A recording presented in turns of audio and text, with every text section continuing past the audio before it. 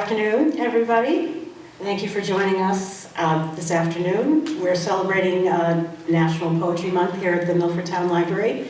National Poetry Month was first inaugurated by the Academy of American Poets in 1996, and what it has done is it's helped to encourage and elevate the role of poetry in our lives, which we all need. And today we're lucky to have Mary Bonina, our visiting poet. Mary is a Worcester native, although she spent time in Milford as a child, visiting relatives here. She also spoke here previously in 2015, 13, when your memoir was probably 2016. Yeah. A few years ago, her memoir, which is called My Father's Eyes. She earned an MFA from the acclaimed Warren Wilson Program for Writers. After a varied career as a teacher, editor, cook, event planner, and more, she currently writes full-time. Her poems and excerpts from her memoir have been published in Salamander, Hanging Loose, and Gulfstream. A short story, March, was published in the Istanbul Literary Review. And Mary serves on the board of directors of the Writers' Room in Boston. Mary also has led a workshop here this morning. And she has a novel which she's completed and is shopping a publisher, so stay tuned. I'd like you to welcome Mary Bonina. Thank you, Anne. I appreciate that. And thank you, people, for coming. It's really great to have some people here. As a poet, it's an oral tradition, but not everybody realizes that, I guess. But I'm going to read things from several different sources. I'm going to read from Clear IT, which is over there. It's over here, but it's got all these stickies on it. So, and from Living Proof, which is a chapbook, and from one of the journals I was recently published in, as well as some poems that are unpublished or in other journals. Uncollected, I should say, not unpublished. But the first, I thought I'd start with a poem. I grew up in an Italian-Irish Catholic family and went to Catholic schools for 16 years. And then I went to a graduate program that was at a Presbyterian college. This is a poem. I thought I'd start with a few poems that have to do with April. And this is one called Letters to the Virgin. And it was a practice in our school, and I'm not sure whether this was really something that people regularly did in other schools, or it was just nosiness on the part of the nuns who are teachers. But it's called Letters to the Virgin. When April got lost in summer, and evergreen shades on the windows had to be pulled, rows of ceiling lights switched off, I liked the darkened classroom. Clothed in lighter fabric, though kept in uniform, pinned on our lapels, the miraculous metal, real gold, threaded through baby blue silk ribbons and worn all May. We were stamped with the Virgin's image. Our sweaty little hands moved across nicks, cheat notes, carved in ancient wooden desks, as we wrote letters to her with Lindy blue ballpoint pens, the only kind acceptable for Palmer method handwriting. Slanted like a ladder propped against the sky, from hell to heaven. We begged the Virgin, Mother of all, take care of us.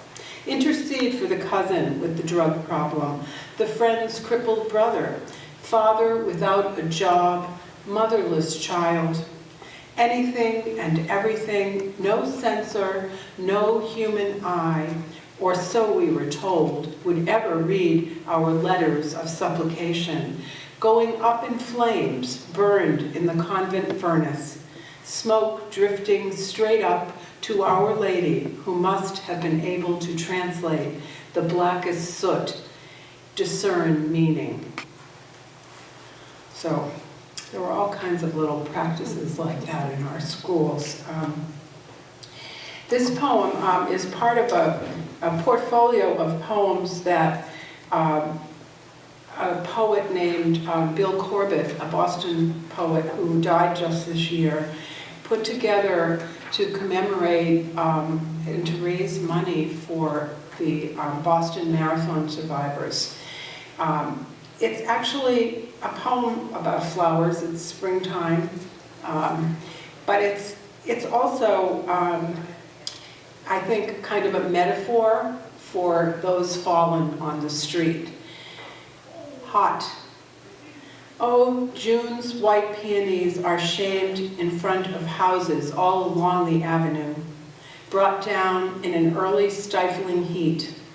Blooms that have lived barely a day, suffocating in their own intense perfume, scraping the sidewalk, the flowering wands fallen, spent, and laying down next to them the tulips. Once they were big as teacups, but now smashed, their petals broken off. When the weather breaks, we will touch again, and after, sleep through the night, a cool breeze off the ocean, white muslin curtains moving your hand, moving my hair from my eyes, then finding my breast.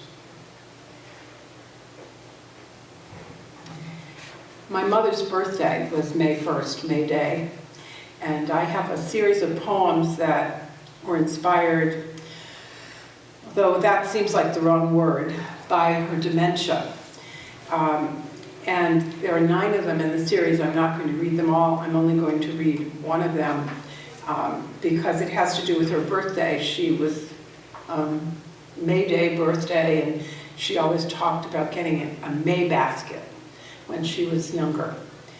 It's called I Bring. Steam and flame are the same to Mother now. The humidifier next to her bed becomes a candle. She asks that I fill it with water. When she calls the family dog, she leaves the letter Y off her name Harmony. Can she remember how difficult it was for everyone to get along? I have tried not to mention accidents and deaths she doesn't remember. Tried not to correct her when she thinks I am an aunt she loved, one gone before my birth. I bring bottles of spring water. Perhaps she'll remember to drink. I bring her lacy top nylon stockings, charcoal, nude, coal, the colors she prefers. On May Day, her gift, tiny but gold, the Blessed Mother medal. It's her day too, on a short ribbon that's heavenly blue. She remembers the gift of other years, no longer left on the doorstep with the morning paper and a row of empty milk bottles, a note rolled up in one. She remembers her happiness, finding it. I wish it could be arranged in a straw basket of mayflowers, banked with excelsior, spring green.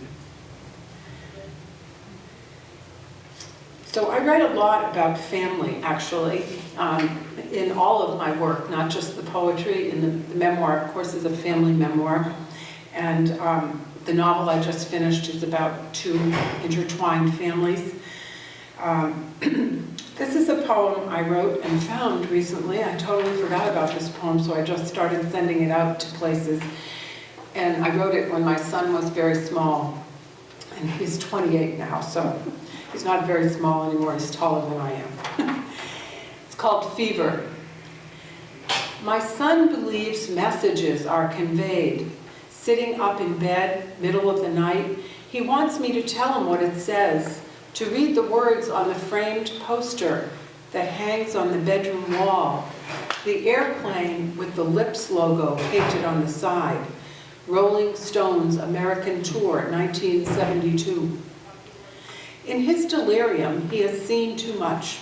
A cow hooked up to a device, a bad guy did it. And there was an orange, one that just kept getting bigger and bigger. He gets some relief at last, remembering a dream of a soccer game. You don't have to bring the ball, he says happily. Talking through his hat, the expression my mother used for conversations held under fever's tightening grip. She said it too about bragging or anyone making promises when they couldn't follow through. Again and again, I'm called to save him. I put my head down on his chest, lift up when I hear his little heart beating strong and true, see how it makes the white sheet gently rise and fall. His hair soaked from sweating it out in visions of a world all mixed up. To anyone with ears and the strength to save him from what had seemed so real, he yelled, "Help! See it! It looks like the Joker!" I put on the light and the shadow dispersed. It was only the lampshade askew on the porcelain nightlight, the beautiful pea-green boat carrying the odd couple adrift at sea. There lights the light of the moon, so dance by the light of the moon.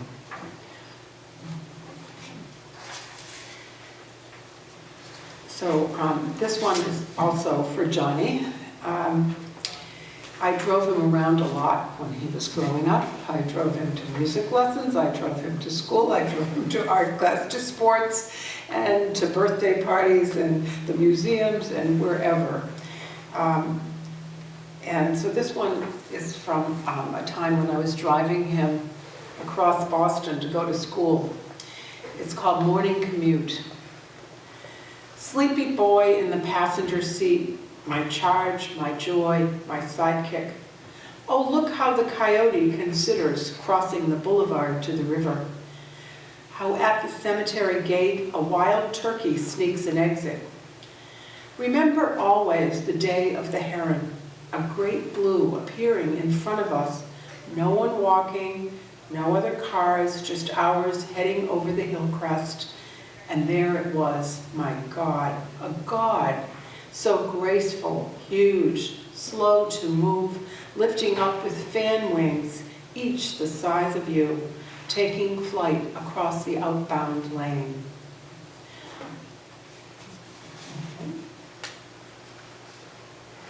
I just recently had a poem taken by a magazine called Mom Egg Review, which is a funny name, but it's a magazine that's dedicated to mothers and how they keep the world together. And I wrote this when my son was away in South Korea teaching English for a couple of years, and he would travel to all the countries around there, like 7 different countries on times when it was his vacations from school, and then in between the 2 years that he was there. So it's about an accident that happened while he was there. It's called Mother's Weight. The ferry sank. The ferry jammed with teenagers texting for help that did not come. 300 sons and daughters went under, drowned. On shore, the mothers were waiting for them to be rescued. They stayed while it rained. There was a whole rescue operation that became a recovery. One mother said, "It's raining and my daughter is underwater. My son is there in the same country. I think of him always. He takes ferries out to islands or small aircraft to other places." So that's one of the worries of mothers.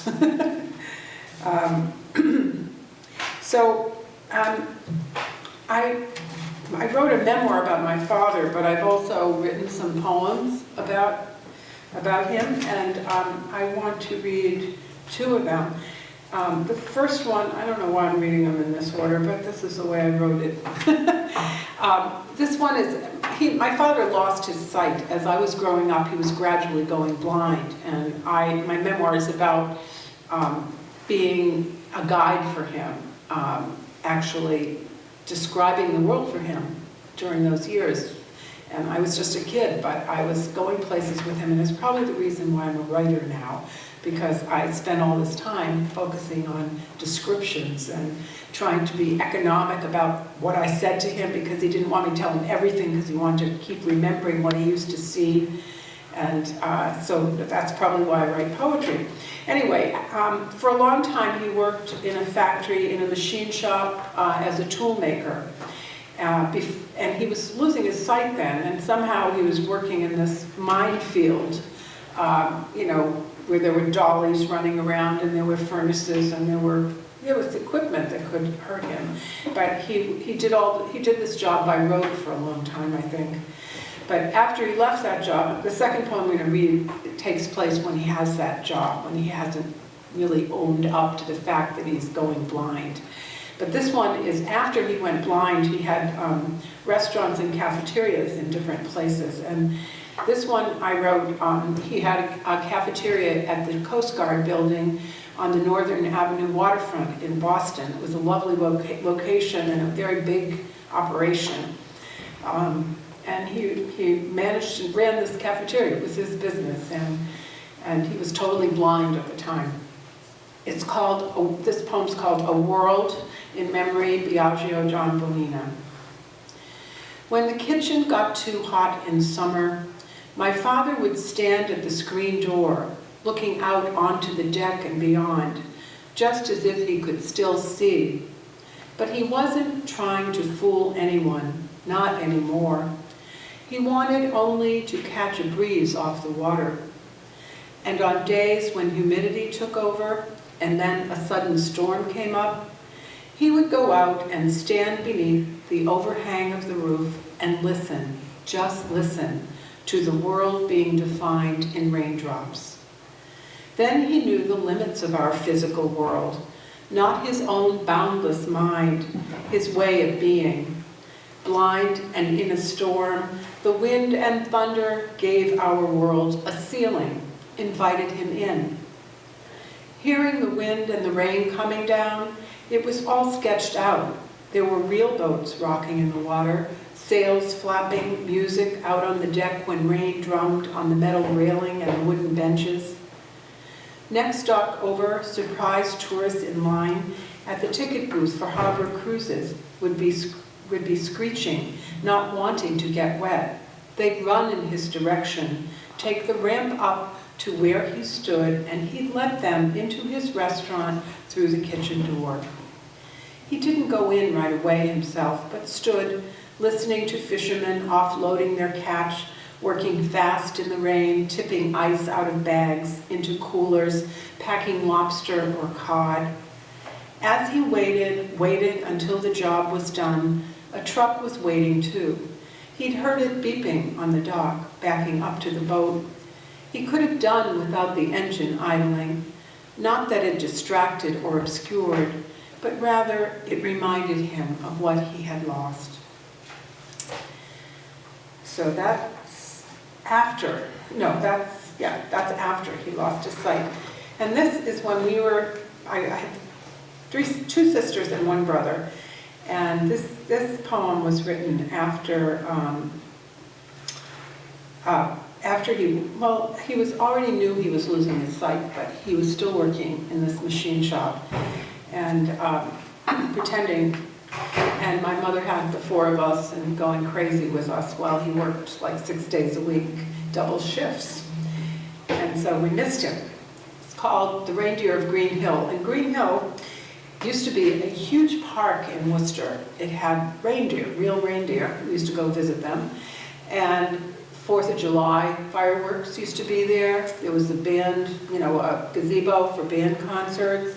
There was a pond with ducks, and it was a lovely park. It's now been developed. I think there's a school there, Worcester Industrial Technical Institute or something is there. I think, I can't remember what exactly, or maybe there's housing developed there or something. But anyway, we used to go there to feed the reindeer, and that's where this image comes from. The Reindeer of Green Hill. Bending to us, rubbing icy noses against our small palms, kissing up red crusts and carrots, we checked for which ones had shed antlers, tried to read watery brown eyes, worried for a limp, a patch of skin worn off. My father came forward at the factory yard. He was the favorite reindeer. kissing us through chain links. All 4 kids visiting at supper time. Crazy missing him, always working. The whistle blew, and my father appeared with the herd of men outside the loading dock. We brought him sweets, a cookie or a plum, pushed through the fence. We collected his kisses.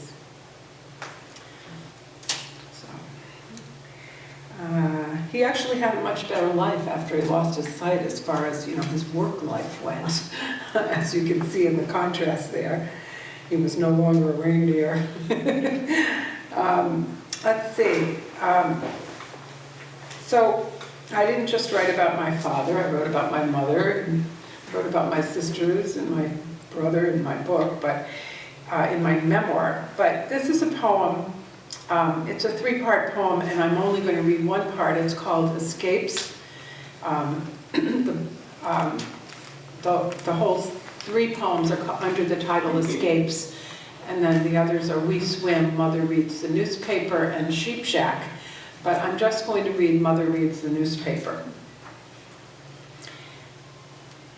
Alone, off for a drive, leaving us at the cottage, wondering with father and muffins and jam, her route toward Scarborough to Cape Elizabeth, cruising Black Point Road, gone just to hear herself think. The car parked facing Higgins Beach, windows down, soothed by the rush, the waves breaking, only half hearing how smooth stones rattle whenever the tide recedes.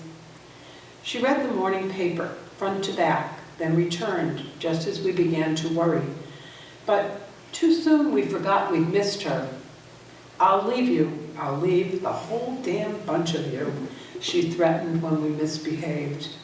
We 3 girls went outside to sit in the shadows of tall trees on Ivy Avenue, made a bed of pine needles in the salt air, breathed deep, singing rounds. Back home in the city, she took us with her for rides up Sky Drive to the airport, let us out to play at the runway fence. Soon we tired of watching Piper Cubs glide in, take off, and when she wasn't looking, focused again on her newspaper spread like a sunshade across the windshield, we took off. She didn't know where we were, and we were happy, reaching our arms up into the womb of the snack machine in the terminal lobby, pressing a lever. We figured out how to make popcorn rain into little paper cups. She didn't know it, but we were out there raiding the popcorn machine.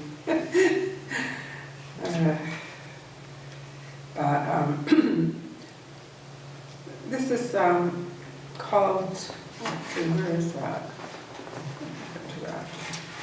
Oh yeah. This is called The Meaning of Night. Oh, wait a minute, there's one more thing first. Okay. Oh, all right, so I'm going to read a few poems that are new poems. They're not published yet anywhere except for one. The first one I'll read was recently published in Italian Americana. They liked my last name.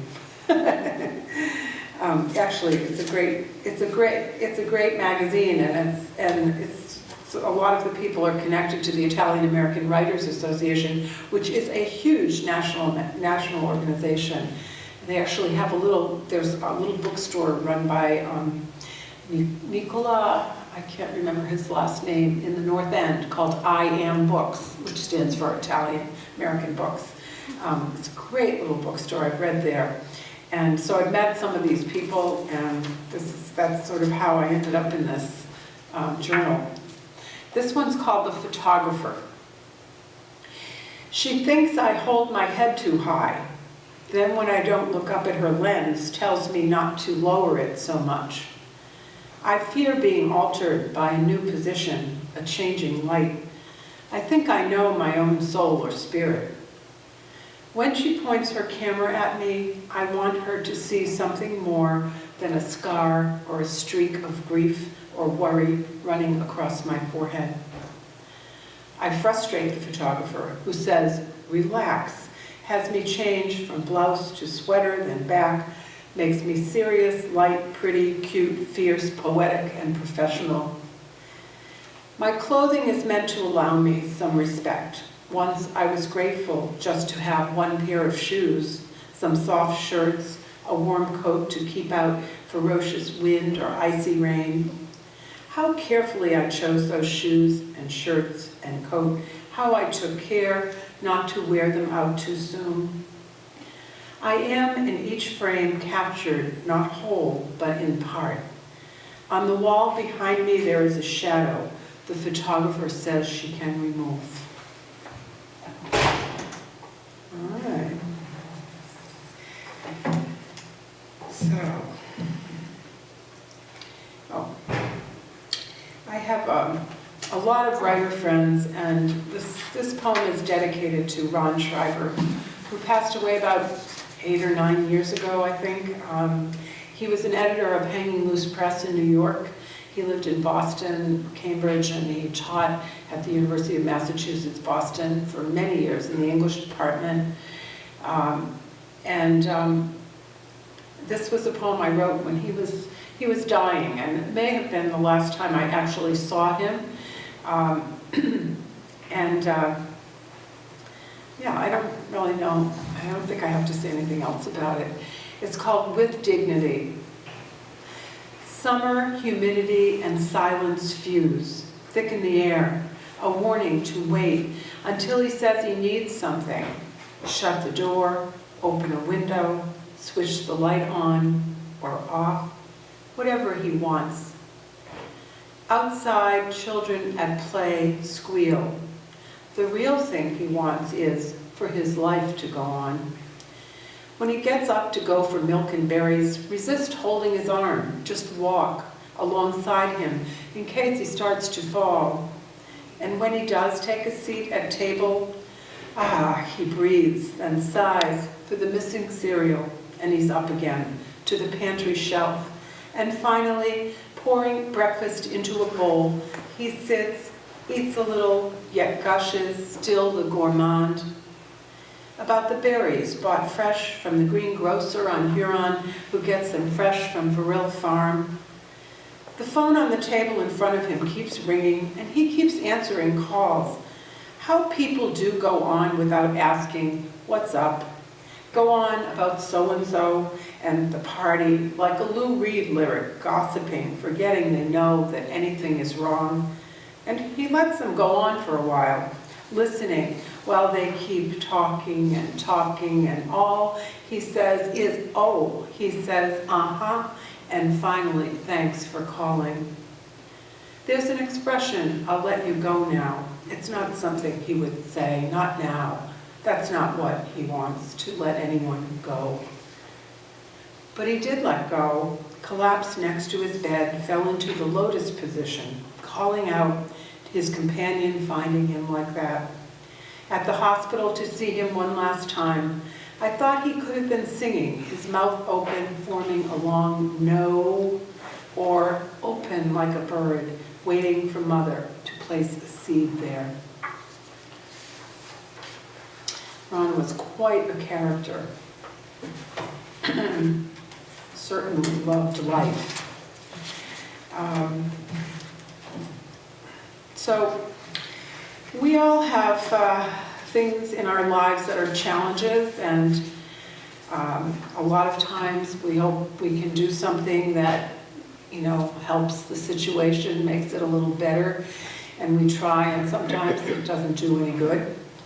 And so I've been trying to write a series of poems about someone who's close to me, someone I've tried to help, and most of the time I'm not sure I've helped anything, but anyway, these are the newest poems, and they're part of, I hope this will be a new collection of poetry soon.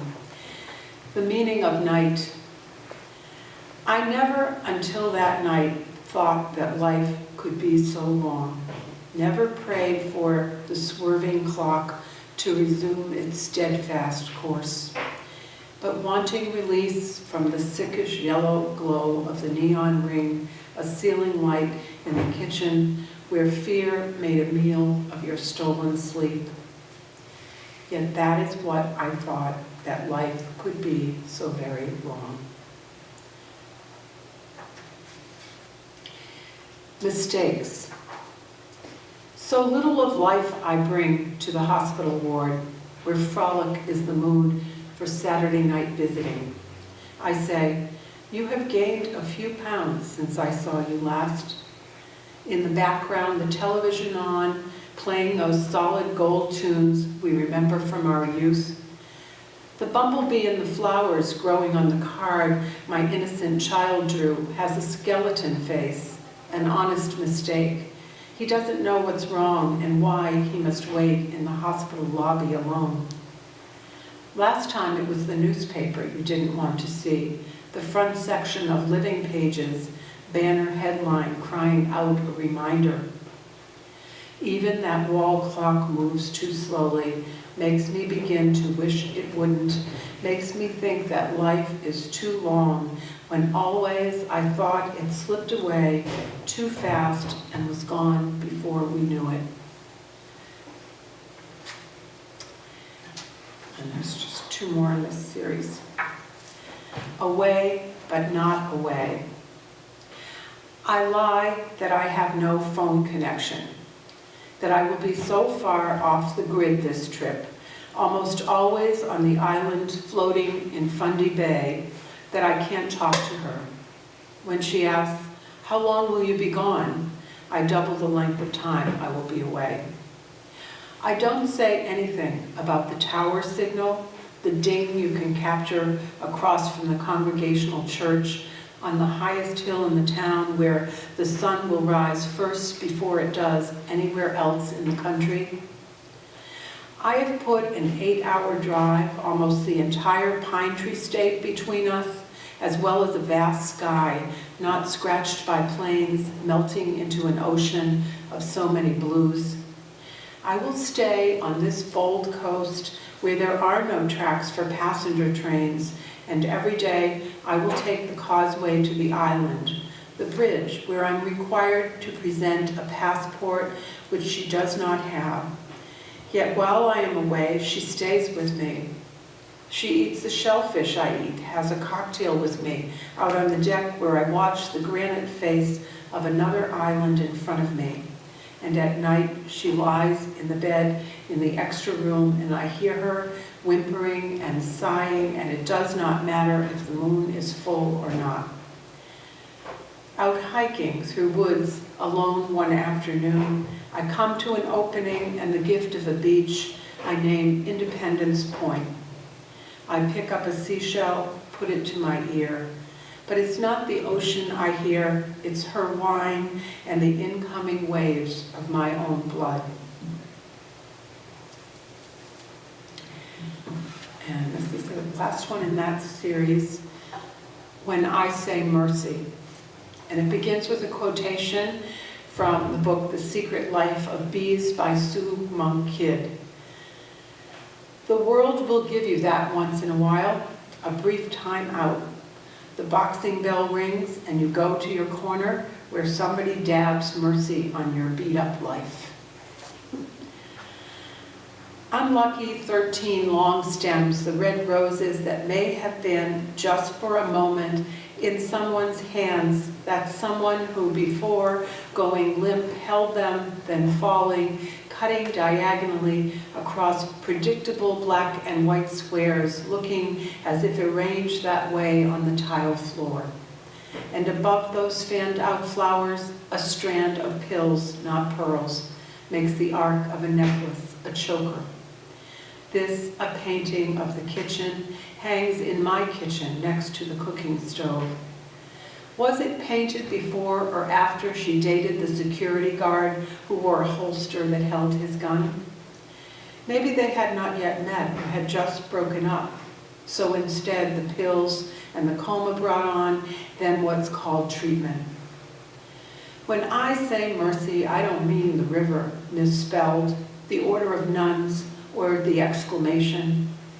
Mercy is what makes me wander around mowing sweet grass, gathering it fresh cut for carpeting, the same old, nothing much doing corridors, following her like a faithful dog, acting out a rescue in the antiseptic air, arriving with atomizer tucked in pocket to spray ocean air or a piney breeze, whichever she prefers, as Mercy takes the night shift to rub her forehead, calm the busy railroad, the trains going back and forth in the mind all night, halting them so she can sleep.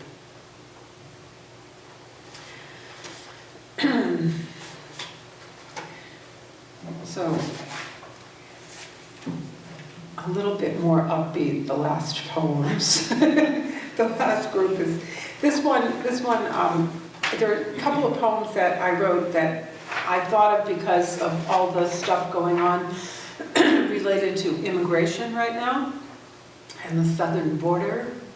I taught English as a second language for many years in workplace settings, in hospitals and banks, and I wrote a chapbook of poems called Lunch in Chinatown because the classes were held there, even though my students spoke 16 different languages, coming from that many different countries. But it was, the hospital was in Chinatown, so that's why it's called that. But this is a poem, it was published in a French magazine, Milford Literary, and it's called Fashion Sense. The students in this class, all women, and only the one from Poland might be called stylish. She paints her fingernails, a color she says is called I'm not really a waitress. At Christmas, she buys the teacher a gift, a wool chalice scarf, and another day remarks when entering the classroom, "You look good wearing black." But even she is sensible, once bringing to class a loaf of Polish rye, the lesson not even about bread. Next to her, an elegant Haitian woman keeps trying to hold onto a word. She is a natural beauty, yet her manner is not. She has admitted to everyone she loves the movies. Examine, too, her grace and her lovely French accent, nearly Parisienne, and do not ignore the obvious that even a white uniform looks good on her. Who would be surprised to know that now, learning English, my Chinese students want words to describe bolts of cloth they remember nudging past a needle at the sewing bench, stitching a collar, a hem, an ornamentation? Even without my help, they know the English words: wool, cotton, rayon, linen, interested in fabric, style, craft. These tailors, dress and lace makers, weavers and knitters who have embroidered flowers on silk, what they want from this lesson is something more subtle, asking for how to say spots, lines, squares. I give them new words: stripe, plaid, polka dot, the more delicate dotted Swiss. I cut up old clothes and bring swatches, showing them herringbone, houndstooth, black watch, and Glen plaid. They admire my hair, curly on a humid day, but I love theirs, straight and silky in any weather. They want to know if I have a permanent wave. I always think of that permanent wave. And last June, I was asked to participate in an exhibit at Boston Sculptors Gallery, a collaboration between sculptors and poets that was called Breath and Matter. And an Italian-American poet, B. Amore, asked me if she could have my book so she could find a poem of mine that she could create a sculpture inspired by. And she gave me a couple of choices of some of her sculptures that I could choose from so that I could write a poem based on her sculpture. And this was a very large exhibit. It was really well attended, and the opening was huge. And many poets and artists participated in it. And so I chose this piece that Bea created that was a wall sculpture of figures crossing a rather bleak-looking landscape that wasn't at all representative. It wasn't like, you know, you couldn't really see grass or this or that. It was just colors and, you know, a lot of space around it. And she called it Canterbury Pilgrims. And it made me think of, what's going on from Central America coming into the southern border, because of course this has been going on for a while, and it needs to, people need to think about what it means to these people to need a place to go. And so I changed the name. I called it Current Events, and it's after Sculpture by B. Amore. An odd chorus line, moving together, heading nowhere in particular, not exactly on a ramble through lush countryside. There is nothing green in this landscape, this trek traipsing across grass burnt to straw, or scuffing desert sand and flaunting the pilgrim's patina of toil and wear. They are always arriving, always not, and shaped by that, this motley crew. Who exalts, who implores, who resists, who just rests a while.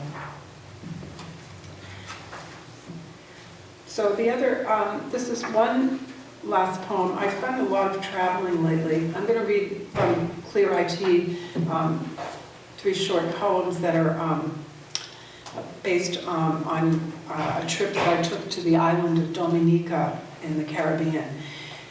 But I've been traveling a lot lately and ending up in airports in bad situations. I think lots of people end up in bad situations at airports these days.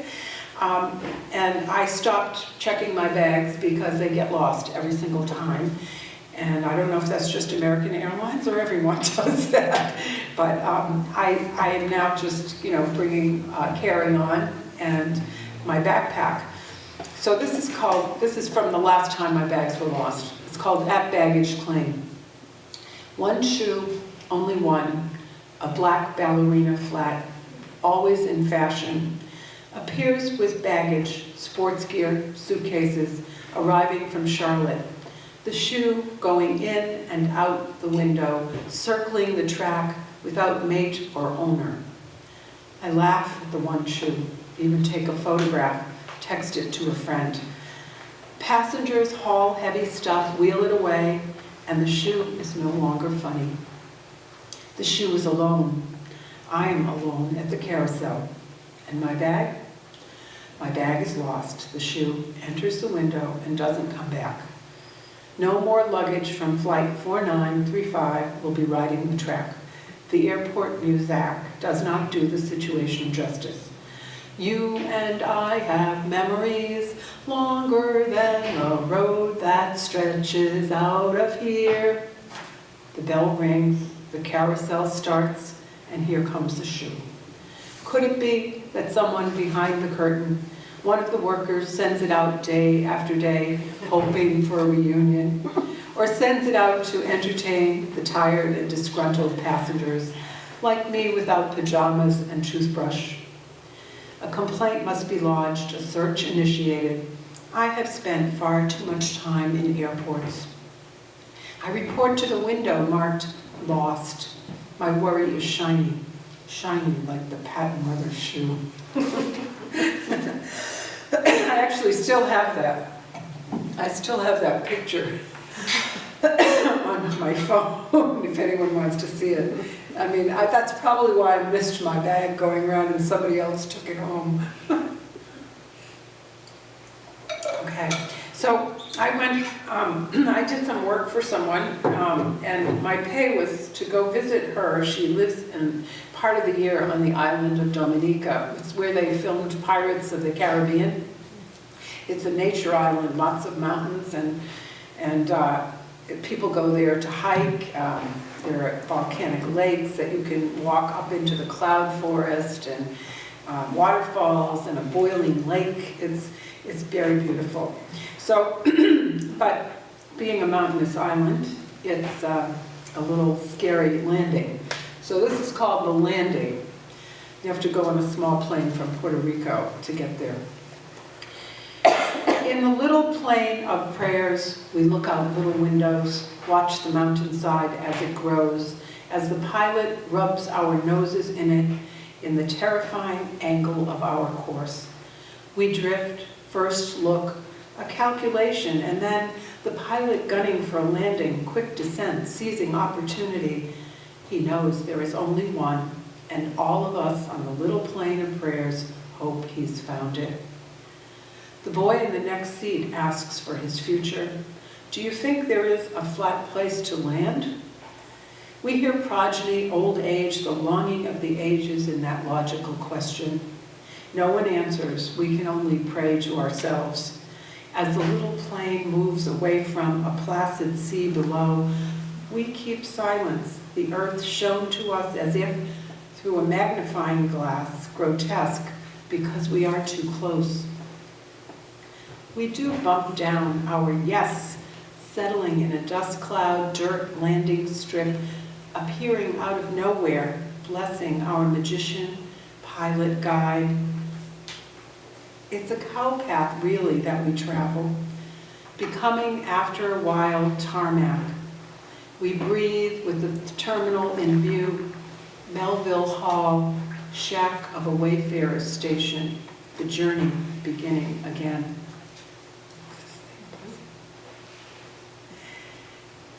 And this poem is on my website if you want to listen to it again. It's on the View Listen page. It's called Mountain Road from Rousseau. Our cares lifting out to sea, all afternoon, lulled by the scent of what was on the breeze. Was it frangipani, oleander, that made us forget the way home would be reduced to barely where the mountain blocks one lane? Riding switchbacks, blinding glitter, sun hitting what we hear rattling as the van leans into the bend. I want our driver to blow the horn, to genuflect, please.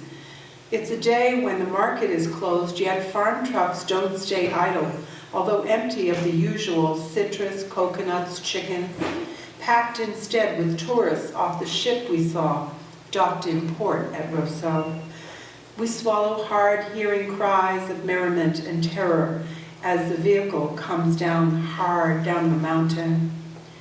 I pray our driver will remember his own youth and the schoolgirls, the ones we saw hiding gray uniforms under red umbrellas, silk torches of love and all their desires, skipping down the alleys, staying too long downtown, missing their bus and walking now the same shoulderless road.